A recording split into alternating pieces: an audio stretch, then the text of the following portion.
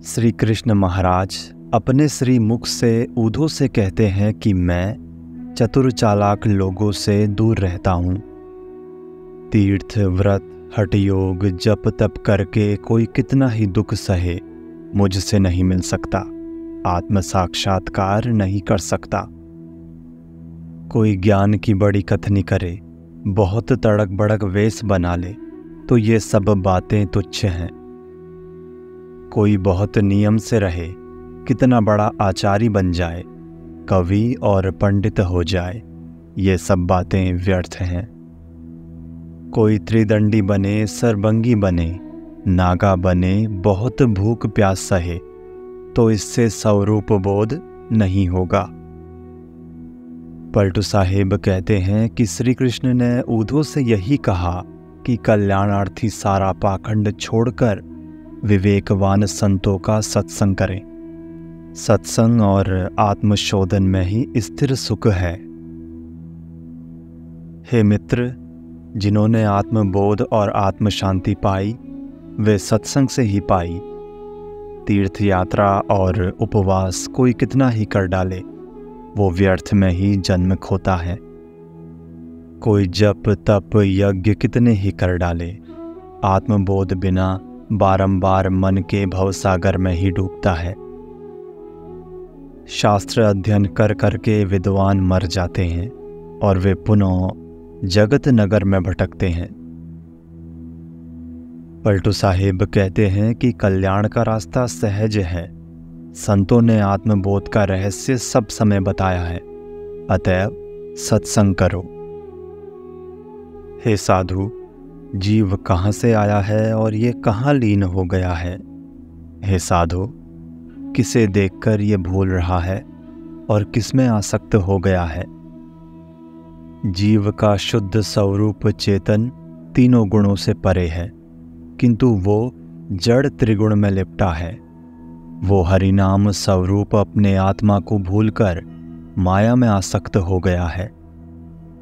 जैसे तेज तुर्की घोड़ा बागडोर खींचते ही भाग खड़ा होता है, वैसे ये जीव समय आते ही शरीर से निकल भागता है। बड़े बड़े अहंकारियों के सिर भी नीचे हो जाते हैं, और यदि वे जंगल में मरते हैं तो उनके शरीर को फोड़ फोड़ कर कौवे खाने लगते हैं। 8 अंगों तथा 10 दरवाजे के इस शरीर पिंजड़े से प्राणधारी जीव किस द्वार से निकलकर किस दिशा में भाग खड़ा हुआ, कोई नहीं जान पाता है।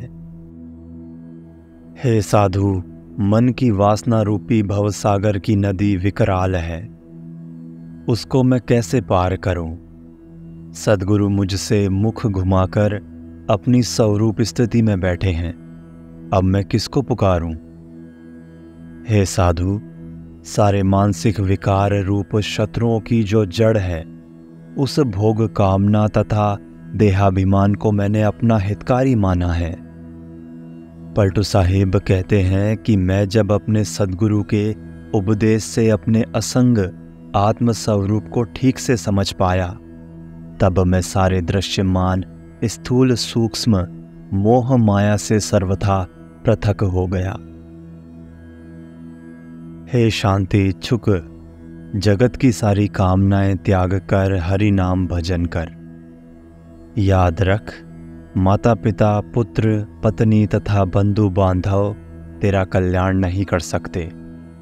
हाथी घोड़े देश कोश संपत्ति और सदन सब एक दिन छूट जाएंगे। मुट्ठी बांधकर तू जन्मा था और हाथ पसार कर जाना है। जगत की माया से तेरे हाथ खाली ही रहेंगे, परंतु तू उसी को देखकर ललचा रहा है। ये मानव शरीर भाग्यशाली है, इसमें आत्मज्ञान तथा आत्मशोधन करके शांति प्राप्त किया जा सकता है, परंतु तू इसे विषय भोगों में खोकर संसार बाजार में कौड़ी में बेच रहा है। तू कुसंगति में पड़ा है, इसलिए तेरा आत्मज्ञान खो गया है। तूने अमृत में विष मिला दिया है, अपने शुद्ध स्वरूप चेतन को विषयों में जोड़ दिया है। पलटू साहेब कहते हैं कि एक मनुष्य नहीं भूला है, 2 मनुष्य नहीं भूला है, अपितु पूरा संसार ही भूला है। मेरे प्रियतम मित्र, मृत्यु का पत्र आया है। स्वामी ने तुरंत बुलाया है। कब्र की एक अंधियारी कोठरी होगी, उसमें कोई प्रकाश नहीं होगा। मौत बाह पकड़कर ले चली। उससे छुड़ाने वाला मेरा कोई संगी साथी नहीं दिखा। मौत ने कब्र में डाल दिया। सावन भादों की काली घटा की घोर अंधियारी की तरह मेरी रात होगी। चारों तरफ से झंझावात के झकोर में पड़े हुए के समान मैं वासना के झोंके में पड़ा डोल रहा हूं। इससे मेरा हृदय धड़क रहा है। मुझे संसार से अवश्य चलना है, यहाँ मुझे रहना नहीं है। मेरे पास आत्मबोध तथा आत्मशुद्धि का बल नहीं है। फिर मैं किस बल पर भवबंधन के नियम रूपी हाकिम से बचूंगा। पलटू साहिब कहते हैं कि संसार में आकर मनुष्य जीवन पर्यंत केवल रोता है। ये अपने आप को ना समझकर जीवन जन्म को माया मोह में डालकर खो देता है। भावुकता में कोई वैराग्य का वेश ना पहन ले, क्योंकि वैराग्य का रास्ता भोग और स्वामित्व को त्याग कर होता है। इसलिए विषयी मन को ये कठिन है। जो विरक्त हो वो संसार के भोग और सम्मान की आशा कभी ना करे और मांग कर पानी ना पिए, अपितु स्वावलंबी हो। भूख प्यास और निद्रा में व्याकुल ना हो, अपितु इन पर संयम हो। इतना ही नहीं, शरीर का अहंकार छोड़कर मर जाए, पूरा अभिमान शून्य हो जाए। जिसके धड़ पर सिर ना हो, पूर्ण अहंता ममता शून्य हो और आत्मलीन हो, वो वैराग्य का आनंद पा सकता है। पलटू साहिब कहते हैं कि वैराग्य कठिन है। जैसे योद्धा जीवन पर्यंत युद्ध करता है तो उसके हाथों में अस्त्र शस्त्र चलाने से दाग पर दाग पड़ जाते हैं, वैसे ही वैराग्य साधना निरंतर करते करते वैराग्यवान के मन में वैराग्य वृत्ति का पक्का अभ्यास हो जाता है। जिसके आंगन में नारंगी का पेड़ हो वो निश्चिंत होकर कैसे सो सकता है। हवा से नारंगी का पेड़ अत्यंत लहराता है। उसके शब्द सुनकर पति विहीना युवती रोती है। जिसका पति परदेश है उसको नींद नहीं आती। वो थोड़ी नींद लगते ही चौंक चौंक कर जग जाती है। उसको शैया अच्छी नहीं लगती। नारंगी के पेड़ पर बैठा पपीहा रात दिन पीव पीव बोलकर मानो पति विहीना युवती को विरह बाण मारता है। वो पीव पीव शब्द का शोर करके मानो सौत की तरह दुख देता है। पति विहीना विरहीन युवती अकेली है। वो पति के बिना कैसे चैन से रह सकती है। इसी प्रकार जिस साधक के मन में स्वरूप स्थिति रूपी अमृत पीने की इच्छा है, वो विषय भोग रूपी विष कैसे पी सकता है। जिसके मन में आत्मलीनता की लगन लगी है वही इसे समझ सकता है। दूसरा कौन इस दशा को समझ सकता है। जो आत्मलीनता में निरंतर रहता है वही इस रहस्य को समझा सकता है कि कैसे आत्मरति की विरहनी मनोवृत्ति दिन व्यतीत करती है। भवसागर से पार उतरने के लिए रास्ता लंबा है। जितना अबोध और विषय तृष्णा है उतना मार्ग लंबा है। इसलिए अध्यात्म पथ के अधिक पथिक जगत तृष्णा की चपेट में पड़कर बीच में ही हार कर बैठ जाते हैं। यदि माली सूखे पेड़ को सींचकर हरा कर दे तो कोई मुझ आत्म विरही को इस विरह से अलग कर सकता है। साधक की मनोवृत्ति कहती है कि मैं सद्गुरु के आत्मज्ञान बाण से घायल होकर मतवाली बनी विचर रही हूँ। एक तरफ मुझे आत्म प्रेम का बाण लगा है, दूसरी तरफ संसार के लोगों का उपहास सहना होता है। आत्मा में निरंतर लीन रहने की मेरी लगन लगी है। इस लगन को कोई हटा नहीं सकता। संसारी वैद्य बेचारा मेरी क्या औषध कर सकता है। पलटू साहिब कहते हैं कि मेरे जीवन में आत्मलीनता की लगन लगी है। अन्य बहुतेरे आत्मानुरागी भी सद्गुरु के उपदेश बाण से घायल होकर विचरते हैं। मनोवृत्ति कहती है कि हे सखी, मेरा प्रेम एवं अनुराग आत्मा स्वामी में लग गया है। उनसे मेरा बिना मंगनी के विवाह हो गया है। जब लगाव हो गया हो तब लज्जा कैसी। अब मुझे आत्मा से बिछुड़कर रात दिन कभी शांति नहीं मिलती। मेरा न नहर है और न सासुर।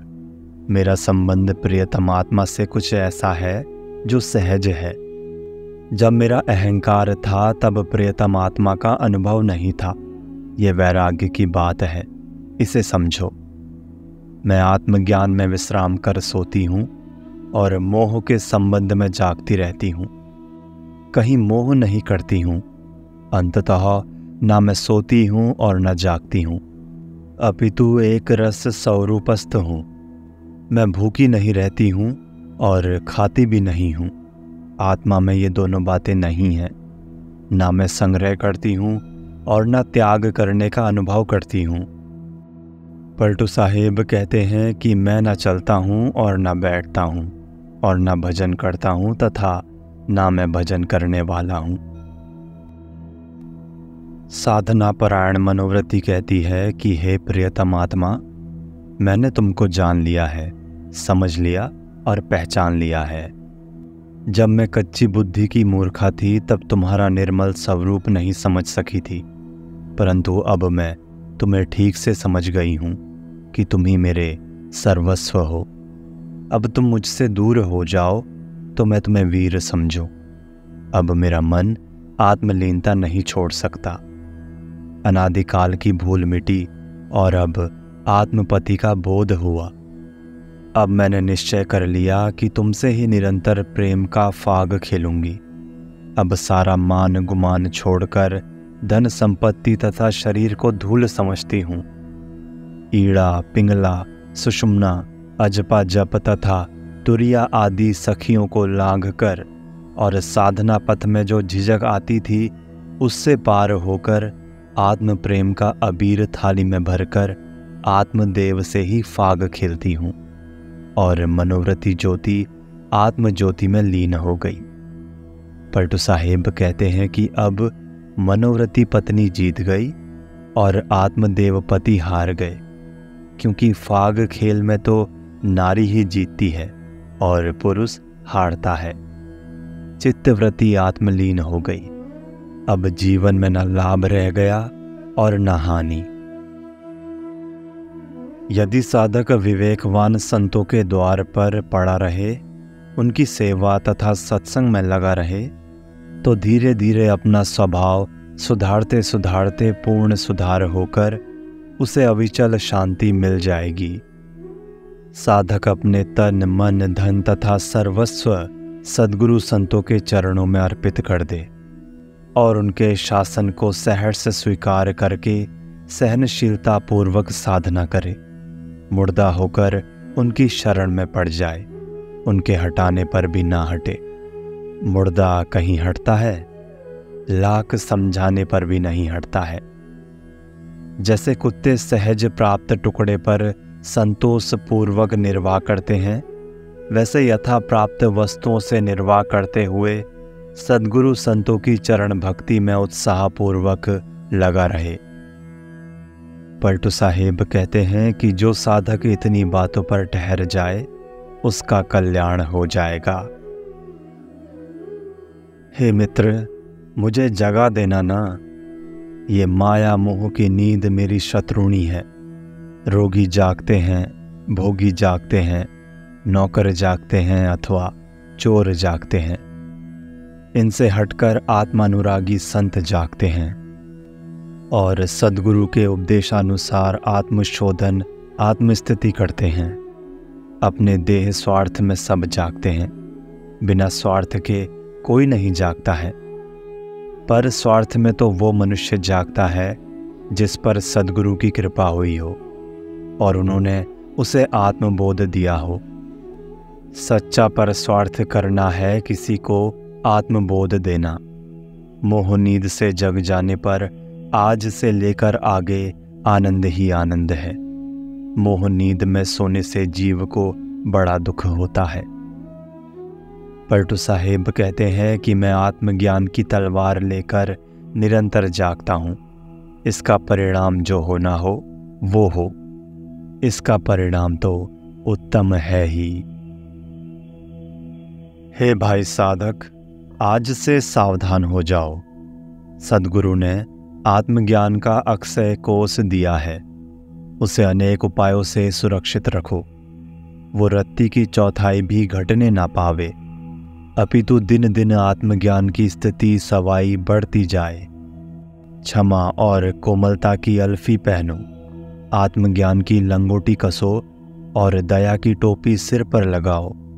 क्षमा, विनम्रता, आत्मज्ञान, दया आदि की रहनी में चलो तो तुम्हारा अंतःकरण अत्यंत निर्मलता और आनंद से भर जाएगा। स्वरूप ज्ञान अत्यंत अनमोल वस्तु है। इसे सद्गुरु से पा गए हो, अब उसी में स्थित रहो। इस साधना में असावधानी ना करो, अपितु रात दिन दृश्यों का भाव कर संकल्पों को छोड़कर अपने आप में शांत रहने की साधना रूपी कमाई करो। याद रखो, तुम्हारी देह के भीतर काम, क्रोध, लोभ आदि डाकू घात लगाकर बैठे हैं। तुम्हारे चूकते ही वे तुम्हारे ऊपर हमला कर देंगे। इन डाकुओं को मारने के लिए शरीर को बंदूक बनाओ, सुबुद्धि का सिंगड़ा बनाओ और आत्मज्ञान के छड़ से बंदूक भरकर डाकुओं को दाग दो। इसके लिए मनोवृत्ति रूपी पलीता रात दिन विवेक की आग में सुलगते रहना चाहिए और अपने माने गए नाम रूपात्मक व्यक्तित्व पर राख चढ़ा दो। देहाभिमान मिटा दो। जो देहाभिमान से पूर्णतया बाहर हो गया है वो सजग योद्धा की तरह खड़ा रहता है। वो पूर्णतया स्वरूप स्थिति की पहुंच में रहता है। पलटू साहेब कहते हैं कि सद्गुरु मूल तत्व जड़ चेतन के निर्णयता हैं। वे हर श्वास तुम्हें सावधान करते हैं।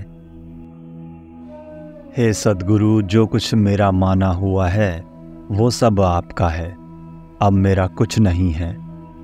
इस अहंता ममता के कारण ही मैं 84 चक्र में घूम रहा हूँ।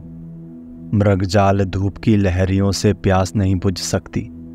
विषयों की व्यर्थ चमक दमक से मुझे स्थिर तृप्ति नहीं मिल सकती। मेरी जीवन नाव सूखी रेत में अटक गई है। व्यर्थ के प्रलोभन में मैं फंस गया हूँ। संसार की सारी माया रात में सोते समय दिखते स्वप्न के समान है। जैसे सीपी में चांदी का भ्रम होता है, वैसे सारहीन संसार में सुख का भ्रम होता है। पलटू साहेब कहते हैं कि इसलिए मैंने अपने माने गए तन, मन, धन और घर सद्गुरु के चरणों में अर्पित कर दिए हैं। हे मेरे यात्री मित्र मन, थोड़ा हरि भजन कर लो, अपने आप को समझ लो। पृथ्वी, जल, अग्नि, वायु तथा आकाश, इन 5 तत्वों से जुड़कर ये शरीर महल अपने कर्मों के जोर से तुमने बनाया है और इसमें निवास किया है। तुम कौन हो? तुम्हारा यहाँ कौन है? तुम कहाँ से आए हो? तुमने यहाँ आकर बारंबार अपने को लुटा दिया है। अपने स्वरूप के विस्मरण के कारण तुम बारंबार संसार सागर में डूबते हो। मानव शरीर कल्याण करने की भूमिका है, परंतु तुम्हें इस बात की सावधानी नहीं है। माया के मोह और जगत प्रलोभन के कारण तुमने अपने शुद्ध स्वरूप चेतनात्मा को भुला दिया है। याद रखो, मन के भवबंधन के कारण ही श्री रामचंद्र जी गुरु के पास गए। पलटू साहेब कहते हैं कि अनिश्चित बुद्धि में कल्याण नहीं होगा, इसलिए स्वरूप ज्ञान में दृढ़ हो जाओ। सद्गुरु से क्या पर्दा करना, भर भर नेत्र उनके दर्शन कर लो। जब नाचने चली तब घूंघट काढ़ने का क्या तुक है, अपितु मुख से आंचल हटा दो। जब पति की लाश के साथ सती होने चली तब शकुन एवं शुभ घड़ी विचारने की क्या आवश्यकता। लोगों को बताकर विष पीने का क्या तुक है। इसी प्रकार जब तक लोक, वेद, तन और मन का भय है, तब तक कोई साधना के अनुराग रस में क्या भीजेगा। पलटू साहिब कहते हैं कि जो मरने की चिंता छोड़कर समुद्र में डूबता है, वही मोती खोज निकालता है।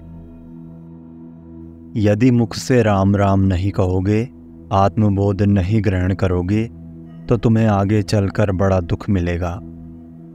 आत्मज्ञान और आत्मस्थिति के बिना तुम्हारा भवबंधन कैसे कटेगा? फल ये होगा कि वासनाओं में पिसकर दुख भोगोगे। तुमने कभी सत्संग नहीं किया और भूखे प्यासे को भोजन जल नहीं दिया।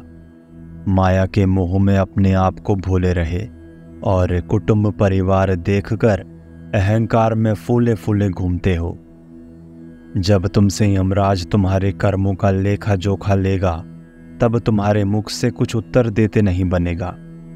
पलटू साहिब कहते हैं कि मैं तुम लोगों की दयनीय दशा देखकर दुखी होता हूँ। तुमने कल्याणदायी उत्तम मानव शरीर पाकर उसे व्यर्थ और अनर्थ में खो दिया।